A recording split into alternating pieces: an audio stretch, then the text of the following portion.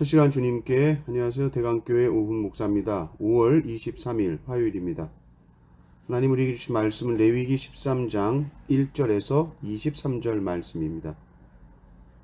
여호와께서 모세와 아론에게 말씀하여 이르시되 만일 사람이 그의 피부에 무엇이 돋거나 뾰루지가 나거나 색점이 생겨서 그의 피부에 나병 같은 것이 생기거든 그를 곧 제사장 아론에게나 그의 아들 중 한 제사장에게로 데리고 갈 것이요 제사장은 그 피부의 병을 진찰할지니 환부의 털이 휘어졌고 환부가 피부보다 우묵하여졌으면 이는 나병의 환부라.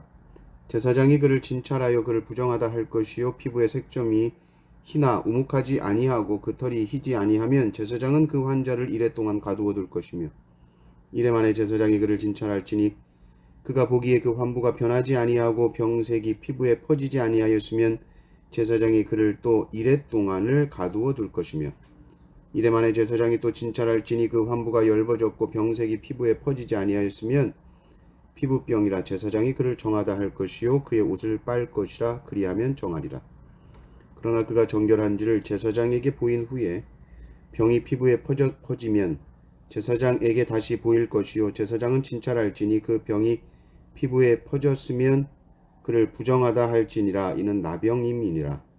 사람에게 나병이 들었거든 그를 제사장에게로 데려갈 것이요 제사장은 진찰할지니 피부에 흰 점이 돋고 털이 휘어지고 거기 생살이 생겼으면 이는 그의 피부에 오랜 나병이라. 제사장이 부정하다 할 것이요 그가 이미 부정하였은즉 가두어 두지는 않을 것이며 제사장이 보기에 나병이 그 피부에 크게 발생하였으되 그 환자의 머리부터 발끝까지 퍼졌으면 그가 진찰할 것이요 나병이 과연 그의 전신에 퍼졌으면 그 환자를 정하다 할지니 다 휘어진 자인즉 정하거니와 아무 때든지 그에게 생살이 보이면 그는 부정한즉 제사장이 생살을 진찰하고 그를 부정하다 할지니 그 생살은 부정한 것인즉 이는 나병이며 그 생살이 변하여 다시 휘어지면 제사장에게로 갈 것이요 제사장은 그를 진찰하여서 그 환부가 휘어졌으면 환자를 정하다 할지니 그는 정하니라. 피부에 종기가 생겼다가 나았고 그 종처에 흰 점이 돋거나 희고 불구스름한 색점이 생겼으면 제사장에게 보일 것이요 그는 진찰하여 피부보다 얕고 그 털이 희면 그를 부정하다 할지니 이는 종기로 된 나병의 환부임이니라.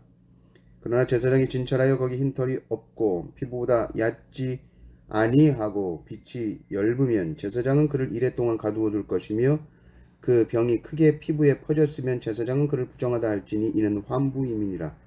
그러나 그 색점이 여전하고 퍼지지 아니하였으면 이는 종기 흔적이니 제사장은 그를 정하다 할지니라. 아멘. 레위기 13장은 여전히 부정한 것과 정결한 것에 대한 이야기입니다.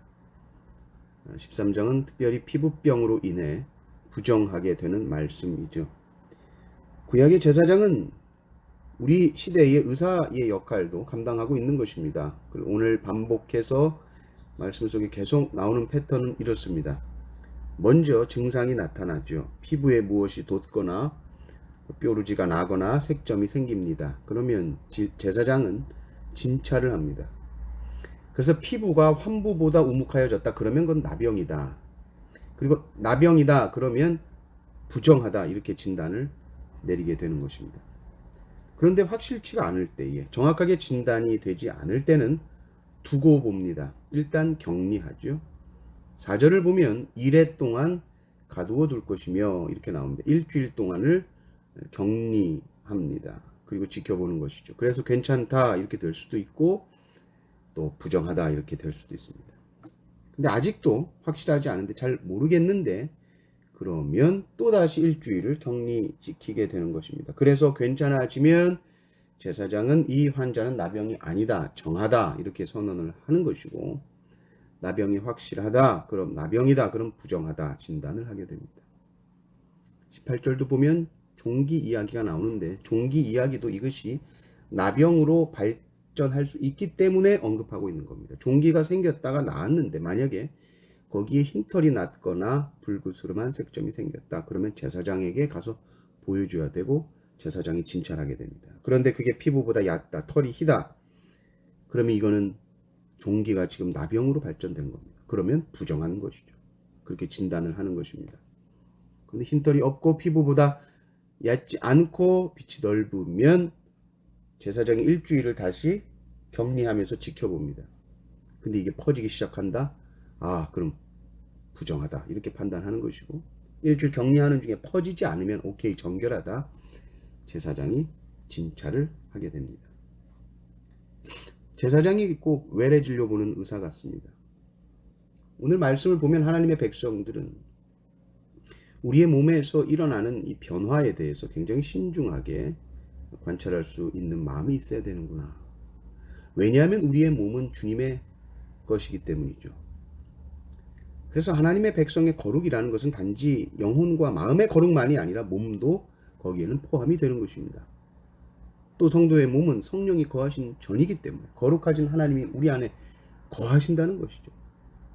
이것은 우리 몸 안에 거하신다는 말씀입니다. 그러니 성도는 자기의 몸을 함부로 대하면서 거룩한 성도라 말할 수 없는 것입니다. 더욱 중요한 것은 성도의 몸은 결국 부활합니다. 주님 다시 오시는 날 우리 영혼만 주님을 영접하고 맞이하는 것이 아닙니다. 우리는 몸이 부활하는 것을 믿습니다. 몸의 부활을 믿죠. 몸을 가지고 우리는 주님을 영접할 것입니다. 우리의 몸은 그저 이 땅에서만 쓰다가 소모품처럼 사라지는 것이 아니라 주님 재림하시는 날 우리는 몸의 부활을 통하여서 하나님 영광 돌리게 될 것입니다. 우리가 몸의 부활을 소망하는 성도라면 우리가 이 땅을 살아가는 동안 우리 몸에 대하여서 소중히 또 귀하게 여겨야 될 줄 믿습니다. 주님께서 주신 귀한 몸을 아름답게 소중하게 거룩하게 잘 관리하시는 성도님들 되시기를 주님의 이름으로 축원합니다. 아멘.